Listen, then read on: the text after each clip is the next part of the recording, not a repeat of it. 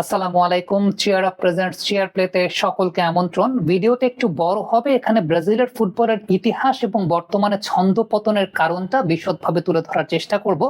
তার আগে একটু জিজ্ঞেস করি, বর্তমান প্রজন্মের যারা ব্রাজিলের সমর্থক, আপনারা কি ডেনিলসনের নাম শুনেছেন? যদি ডেনিলসনের নাম শুনে না থাকেন তাহলে এই ভিডিও ক্লিপটা আপনাদের জন্য উৎসর্গ করা, যেখানে 2002 বিশ্বকাপের সেমিফাইনালে তুরস্কের ডিফেন্ডাররা ডেনিলসনের পেছনে ধাওয়া করছেন, ফ্রাস্ট্রেটেড হচ্ছেন এবং ডেনিলসন রীতিমতো নাচাচ্ছেন তাদেরকে। এইরকম নাচানো ডেনিলসন প্রায়ই করতেন, হরহামেশাই করতেন। যদিও আমাদের সময়কার ব্রাজিল টিমে ডেনিলসন কিন্তু মূল একাদশের খেলোয়াড় ছিলেন না, কিন্তু ব্রাজিলিয়ান জিনটাকে তিনি বহন করে যেতেন। যারা বর্তমান সময়ে এমবাপ্পের করা গোল দেখে অভিভূত হয়ে বলেন যে এই টাইপের গোল শুধুমাত্র এমবাপ্পের পক্ষে দেয়া সম্ভব, কিন্তু আমরা বলি এই টাইপের গোল যে দেয়া সম্ভব সেটা আমাদেরকে দেখিয়েছিলেন রোনাল্ডো নাজারিও, এবং তার চাইতেও স্কিলফুল ওয়েতে, তার চাইতেও দ্রুত গতিতে, তার চাইতেও বেশি ড্রিবলিং এর মাধ্যমে এবং তার চাইতেও বেশি ডমিনেটিং ওয়েতে। এই কথাগুলো একটু প্রলং কেন করলাম জানেন? যাতে ভিডিওগুলো আপনারা দেখতে পারেন। ভিডিওগুলো না দেখলে পরে তো রোনাল্ডো নাজারিও সম্পর্কে আপনারা বুঝতে পারবেন না। রিভালদোর কথা যদি বলি, ভলি কিংবা বল রিসিভিং এর যে জায়গাগুলো, সেগুলো এমন ভাবে এত ছান্দিক ভাবে রিভালদো করতেন। এই প্লেয়ারটা ব্রাজিলের ইতিহাসে আসলে খুবই আন্ডাররেটেড। জন্মটা আসলে ভুল সময় জন্মেছেন বলে হয়তোবা রোনাল্ডো নাজারিওর জন্য রিভালদোকে খুব বেশি হাইলাইট করা হয় না, বাট স্কিল ওয়াইজ তিনিও যোগবনিতর একজন বাহক। রোনালদিনহোর কথা যদি আমরা বলি, তাহলে রোনালদিনহো 2002 সাল থেকে 2006 সাল পর্যন্ত যা করে দেখিয়েছেন একটা ফুটবল নিয়ে, এই ফুটবল নিয়ে আসলে কি কি করা যায়, কত প্রকার কি কি প্রত্যেক প্রকারের সংজ্ঞা সহ উদাহরণ, এইটা এখন পর্যন্ত আমি কাউকে করতে দেখিনি। রোনালদিনহো ওই 4 বছর যা করেছেন। এখন এই যে প্লেয়ারদের নাম বললাম, এই প্লেয়ারদের ধারের কাছের প্লেয়ার গত 20 বছরে নেইমার জুনিয়র ছাড়া কাউকেই আসলে দেখি নাই। এই ওয়ার্ল্ড কাপে ভিনি জুনিয়রকে দেখাটা একটা চোখের শান্তি ছিল। আদারওয়াইজ ফ্রেড বলি, লুইস ফ্যাবিয়ানো বলি, যাদেরকে দেখেছি গত 10, 12, 15 বছরে, এই প্লেয়ারদের ধারের কাছের স্কিলেরও আসলে কেউ না। অনেকেই এই জায়গাটাতে বলেন যে বর্তমান সময়ের ব্রাজিলিয়ান প্লেয়াররা অনেক বেশি মাত্রায় ইউরোপ কেন্দ্রিক ফুটবলে অভ্যস্ত হওয়ার কারণে সেই যোগবনিতর ছন্দটা এখন আর তাদের মধ্যে নাই। তবে এই জায়গায় একটা ব্যাপার আছে। রোনাল্ডো নাজারিওকে আমি যখন প্রথম দেখি তখন রোনাল্ডো নাজারিও খেলেন ইন্টার মিলানে।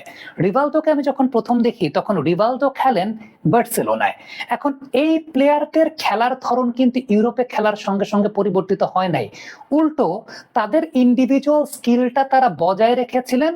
কোচেরা তাদের ট্যাকটিক্স পরিবর্তন করতেন রোনাল্ডো বা রিভালদোর খেলাকে কমপ্লিমেন্ট করার জন্য। অর্থাৎ রোনাল্ডো বা রিভালদোদের খেলাকে কমপ্লিমেন্ট করার জন্য ইউরোপিয়ান কোচেরা তাদের টিমের স্ট্রাকচার, তাদের টিমের ফরমেশন পরিবর্তন করে ফেলতেন, জাস্ট তাদের কাছ থেকে সেরাটা বের করে নিয়ে আসার জন্য। ইভেন আমি যদি ফ্র্যাঙ্ক রাইকার্ডের বার্সেলোনার কথা চিন্তা করি, সেখানেও কিন্তু রোনালদিনহোর খেলার ধরনের কোনো পরিবর্তন তিনি করতেন না। রোনালদিনহোর টিপিক্যাল ব্রাজিলিয়ান স্টাইলেই ফুটবলটা তিনি খেলতেন, যোগবনিতই খেলতেন, সেটাই তিনি করতেন। ওই জায়গাটাতে তাকে কেন্দ্র করে বার্সেলোনার ওই ফরমেশনটা পরিবর্তিত হতো। এখনকার সময়ে ব্যাপারটা আসলে উল্টো হয়ে গেছে। কারণটা হলো এখনকার সময়ের ব্রাজিলিয়ান প্লেয়াররা খুব কম বয়সে ইউরোপের দিকে যাচ্ছে। আপনি যদি চিন্তা করে দেখেন যে ভিনিসিয়াস জুনিয়র তার প্রফেশনাল ফুটবল ক্যারিয়ারের 10 দিনের মাথাতেই রিয়াল মাদ্রিদ তাকে নিয়ে নিয়েছিল, অথচ রোনাল্ডো নাজারিও যখন ইউরোপে প্রথম যান অলরেডি তিনি প্রফেশনাল লেভেলের ফুটবলে 50টা ম্যাচ খেলে ফেলেছেন, তারপর তিনি ইউরোপে গেছেন। ব্রাজিলিয়ান ফুটবলের সবচেয়ে বড় বৈশিষ্ট্যের জায়গাটা ছিল স্ট্রিট ফুটবল বা রাস্তার ফুটবল, যেখান থেকে মূলত যোগবনিত বিষয়টা উঠে এসেছে। সেই ইতিহাসটা বর্ণনা করতে চাই। 19 শতকের শুরুর দিকে ব্রাজিলে ফুটবল খেলাটা বা প্রপার ফুটবল খেলাটা শুধুমাত্র শ্বেতাঙ্গদের সম্পত্তি ছিল। অর্থাৎ শুধুমাত্র শ্বেতাঙ্গরাই প্রপার মাঠে, প্রপার কোচিং প্যাটার্নে, প্রপার ফরমেশনে, অনেকটা ইউরোপিয়ানদের স্টাইলে তারা ফুটবল খেলতে পারতেন। তারাই শুধুমাত্র ফুটবল খেলার জন্য অ্যালাউড ছিলেন। কৃষ্ণাঙ্গরা কিংবা মিক্সড যারা ছিলেন, যাদেরকে ওয়ার্কার শ্রেণী বলা হতো, তারা কিন্তু ফুটবল খেলার জন্য অ্যালাউড ছিলেন না। এখন তারা কি করবেন?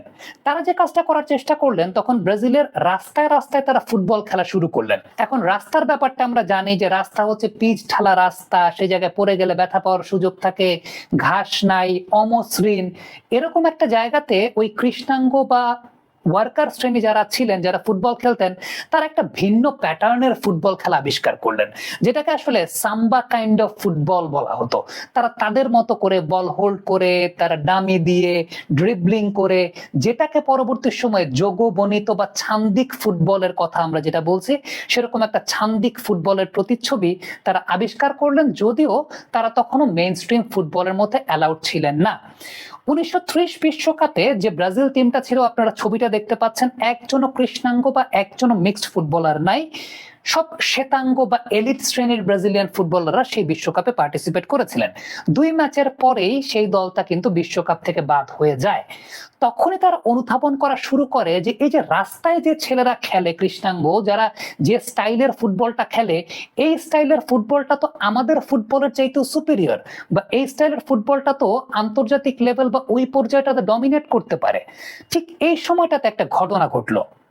ভাস্কো দা গামা নামে একটা টিম রিও ডি জেনেরিও কাপের চ্যাম্পিয়ন হলো, যেই টিমের ম্যাক্সিমাম প্লেয়ার ছিলেন কৃষ্ণাঙ্গ প্লেয়ার। এটাই বাদবাকি কৃষ্ণাঙ্গ এবং মিক্সড প্লেয়ারদেরকে অনুপ্রাণিত করলো যে হ্যাঁ, টপ টায়ারের ফুটবলে আমরাও খেলতে পারি, আমাদের স্কিলগুলো প্রদর্শন করতে পারি।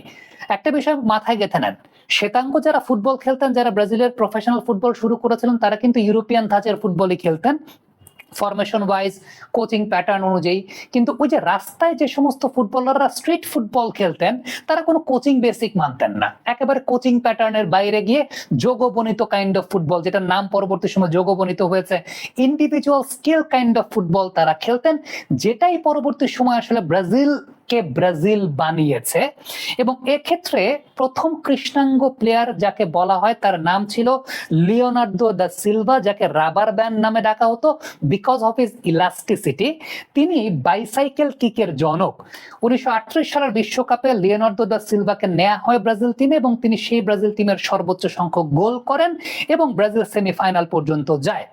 ধীরে ধীরে ব্রাজিলের ফুটবলের জনপ্রিয়তা বাড়তে থাকে। 1950 সালের ফুটবলে কৃষ্ণাঙ্গ ফুটবলারের সংখ্যা আরো বাড়তে থাকে। ওই বিশ্বকাপটা ব্রাজিল হোস্ট করেছিল, যদিও ফাইনাল ম্যাচে ব্রাজিল হেরে যায়।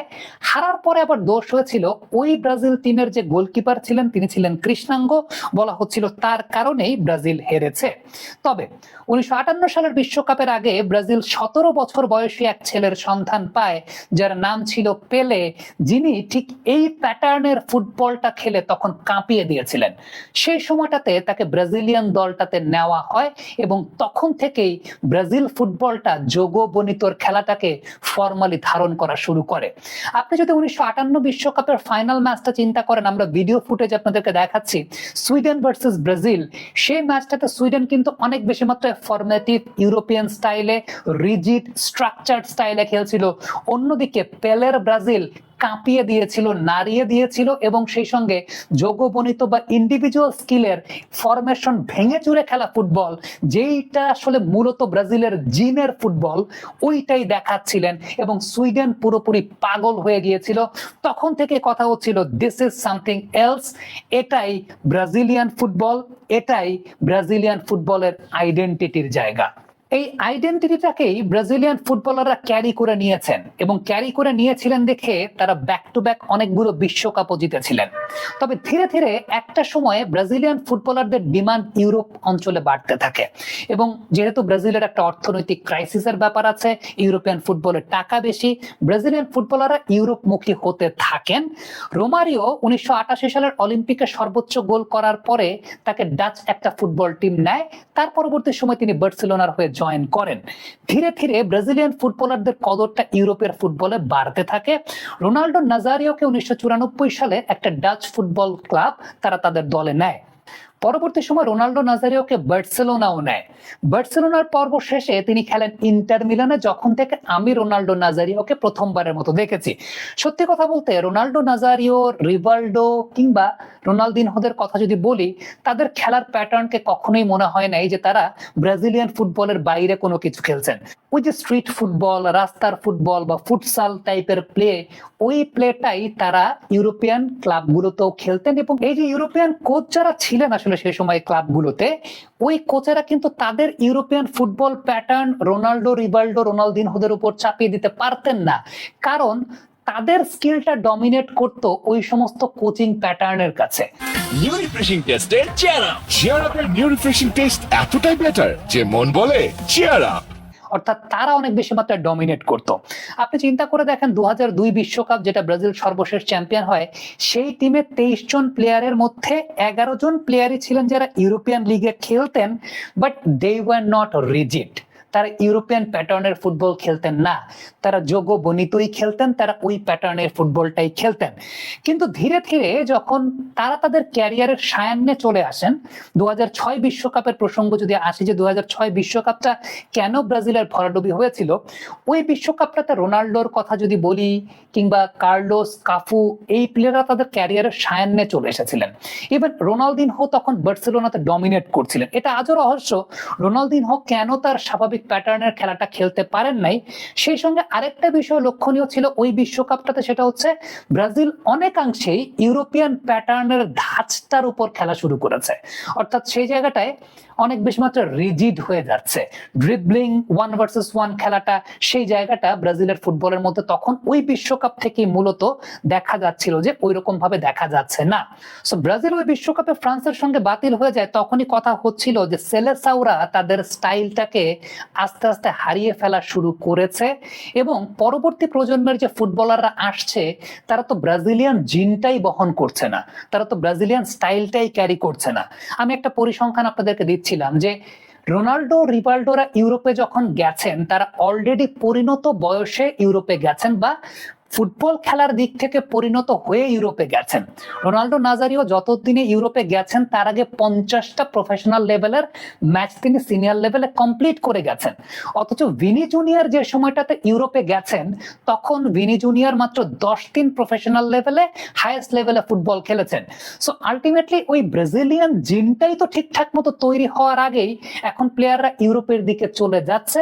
ডেফিনেটলি তার পেছনে অন্যতম বড় কারণ ইকোনমিক্যাল ইমব্যালেন্সের জায়গাটা, পুরো ব্রাজিলের অর্থনীতির জায়গাটাতে একটা অনেক বড় প্রবলেমেটিক বিষয় আছে, যেই কারণে ছোট বয়স থেকেই প্লেয়াররা আসলে ইউরোপমুখী হচ্ছেন।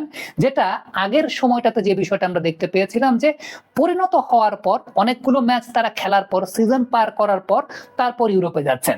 তবে একটা বিষয় বলতে হবে, সেটা হচ্ছে নেইমার জুনিয়র এই যোগবনিত ফুটবলের সর্বশেষ ধারক তাকে বলা হয়। অর্থাৎ তার প্লেইং প্যাটার্নের মধ্যে এই যোগবনিতর জায়গাটা দেখা গিয়েছিল, এবং নেইমার ব্রাজিল দলের হয়ে যতদিন খেলেছেন তিনি কোনোদিন কিন্তু খারাপ খেলেন নাই। ব্রাজিল ফুটবল 20 বছর পিছিয়ে গেছে আসলে কলম্বিয়ার ডার্টি ফুটবলের জন্য। 2014 সালের বিশ্বকাপের ওই ম্যাচটাতে নেইমারকে যেইভাবে আহত করা হয়েছিল, এই আহত হওয়ার পরেই পুরো ব্রাজিল টিমটাই ভেঙে পড়েছে। তার পরের ম্যাচে কি হয়েছে সেটা আমরা সবাই জানি, ব্রাজিল 7 গোল খেয়ে ওই বিশ্বকাপ থেকে বিদায় হয়েছে। কিন্তু দ্যাট ওয়াজ দ্য ট্রানজিশনাল এরা, যেখান থেকে আসলে ব্রাজিল ফুটবল হয়তো বা উঠে দাঁড়াতে পারতো, সেই ব্রাজিল ফুটবলটা উঠে দাঁড়াতে পারেনি। তারা তাদের ইন্ডিভিজুয়ালিটি আসলে নষ্ট করেছে। নেইমার এরপরে ব্রাজিল টিমে অনিয়মিত হয়ে গেলেন। নেইমার লিডারশিপের জায়গাটা থেকে চিন্তা করলেও ওই সময়টাতে তার বছরের অর্ধেক সময় ব্যস্ত থাকতে হতো নিজের রিকভারি নিয়ে। সো ব্রাজিল টিমটা আসলে কখনোই ওইভাবে গড়ে উঠতে পারেনি। ইভেন আপনি যদি চিন্তা করেন এই বিশ্বকাপের ফুল ব্যাক নিয়ে যদি আমি কথা বলি, আপনি কার্লোস কাফু বাদ দেন, কার্লোস কাফুর পরে দানি আলভেজ বা মার্সেলোরাও সেই ধারাটা অব্যাহত রেখেছিলেন, মাইকনরা সেই ধারাটা অব্যাহত রেখেছিলেন।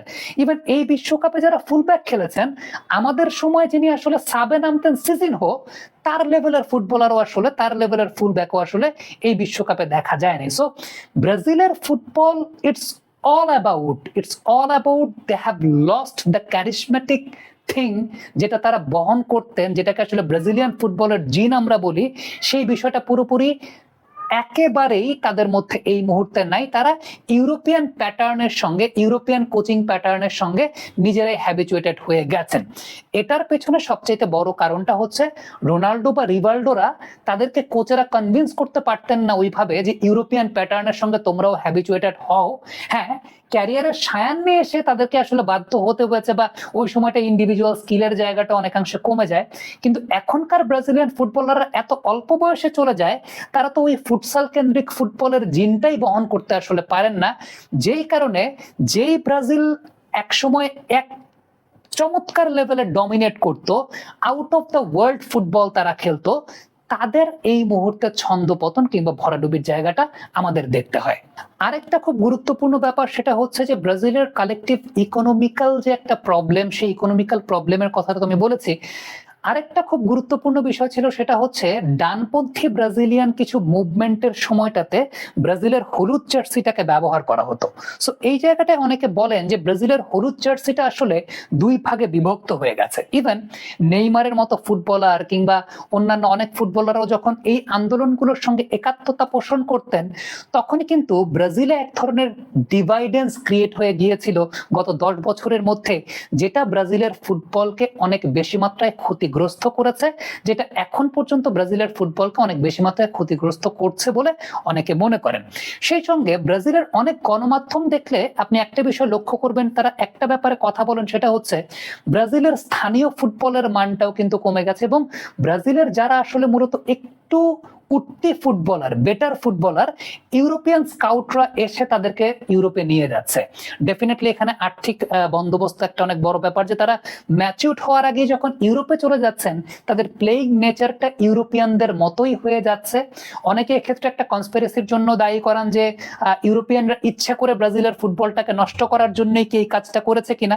সেটা যাই হোক না কেন, কিন্তু সত্যি কথা বলতে 2002 সালে ব্রাজিলের ফুটবল যেমনটা দেখেছি, 99 থেকে 2002 পর্যন্ত ব্রাজিলের ফুটবল যেরকম দেখেছি, অথবা আমি 2004-5 পর্যন্ত যেভাবে দেখেছি, এখনকার ব্রাজিল ফুটবল যখন দেখি, এটা আসলে দেখলে আফসোসই হয়।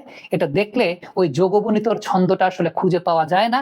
এবং যোগবনিত কিংবা ব্রাজিলিয়ান স্ট্রিট ফুটবল কিংবা ফুটসালের যে স্কিলের জায়গাটা, যেটা তারা মেইন ফুটবলে ক্যারি করতো, বা ব্রাজিলিয়ান জিন যেটা তারা ক্যারি করতো, সেই ক্যারি করা জিনটা, ব্রাজিলিয়ান জিনটা এখনকার ব্রাজিল টিমের মধ্যে আসলেই দেখতে পাই না। সত্যি কথা বলতে ভিনিসিয়াস জুনিয়র এই ওয়ার্ল্ড কাপে it was I pleasing to watch, যে হ্যাঁ, কাউকে না কাউকে দেখলাম যে ওই জিনটা কিছুটা হলেও ক্যারি করছেন, ইনস্পাইট অফ তিনি ইউরোপিয়ান লিগে খেলেন। তারপরও আপনি যদি ইন্ডিভিজুয়াল স্কিলের ওই জিনের কথা বলেন, যেটা আমি রোনাল্ডোর কথা বললাম, আবারও ভিডিওটা প্লে করতে চাই, আমি একটু দেখাতে চাই আপনাদেরকে। রোনাল্ডোর কথা আমি বলছিলাম যে যেইভাবে তিনি আসলে বল ক্যারি করতেন, যেইভাবে তিনি অপোনেন্টকে ধোকা দিতেন, যেইভাবে তিনি অপোনেন্টকে ডিসিভ করতেন, এই জায়গাটা তো কাউকে দেখতে পাই না। রোনালদিনহো বলটা নিয়ে যা করতেন, যেইভাবে যাচ্ছে, মানে একদম ছেলে খেলা করতেন অপোনেন্টের সঙ্গে, সেই কাজটা এখন কাউকে দেখা যায় না করতে। রিভালদোর মতো ওই লেভেলের ফরওয়ার্ড বর্তমান সময়ে দেখা যায় না, বর্তমান সময়ে আপনি খুঁজেও পাবেন না। কারণটা হচ্ছে তাদের মধ্যে ব্রাজিলিয়ান জিন ছিল। ডেনিলসনের কথা তো একটা ভিডিও আপনাদেরকে দেখিয়েছিলাম, ডেনিলসন যে আরো কি কি করতেন, বলটা নিয়ে তিনি আরো কি কি করতে পারতেন, একটা বল নিয়ে যে কত কিছু করা যায়। So that was Brazil football, that was Brazil football, that was যোগবনিত, যেটা এখন আমরা দেখলে আমাদের কাছে অনেক বেশি মাত্রায় ফ্রাস্ট্রেটেড লাগে। সত্যি কথা বলতে ফ্রাস্ট্রেটেড লাগে। এবং ব্রাজিল ফুটবল কেন এখন অবনমিত হয়েছে, কেন ব্রাজিল ফুটবল এখন নিচের দিকে গেছে, এর পেছনে সবচাইতে বড় কারণ ওই একটাই, এখন ইন্ডিভিজুয়াল স্কিলকে প্রাধান্য দেওয়া, সে ব্রাজিলিয়ান জিন, সে ব্রাজিলিয়ান ইন্ডিভিজুয়াল স্কিলের ফুটবল, এইটা এখন আর হয় না। এখন অনেক বেশি মাত্রায় রোবোটিক ফুটবলে ব্রাজিলিয়ান প্লেয়াররা ধাতস্থ হয়ে গেছেন। তার কারণটা হচ্ছে খুব অল্প বয়সেই ইউরোপে চলে যাচ্ছেন ম্যাচিউরড হওয়ার আগেই। কমেন্ট বক্সে আপনাদের মন্তব্য, মতামত জানতে চাই লিখে পাঠাবেন।